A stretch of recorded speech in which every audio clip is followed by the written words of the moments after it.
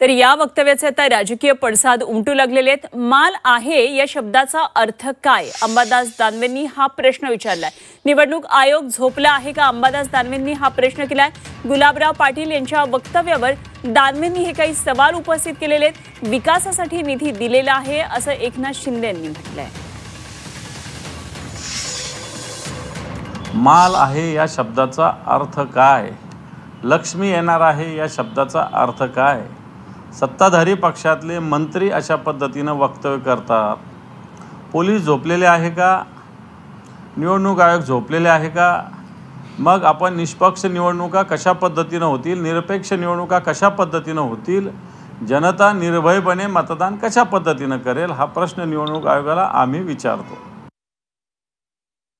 विकास खाता म्हणजे या नगरपालिकेच्या निवडणुका आहेत, नगरपंचायतीच्या निवडणुका आहेत। त्यामुळे यामध्ये याचा विकास जो आहे नगर परिषदांचा या छोट्या शहरांचा नगरपालिकेच्या माध्यमातून होत असतो आणि नगरपालिका या नगर विकासाच्या अखत्यारीत येत असतात आणि नगर विकास विभागाच्या माध्यमातून देखील आम्ही छोटी छोटी जी शहर आहेत ती डेव्हलप झाली पाहिजे, त्यांचाही विकास झाला पाहिजे, त्यांचे विकास आराखडे मंजूर झाले पाहिजे याकडे आम्ही कटाक्षाने पाहतोय।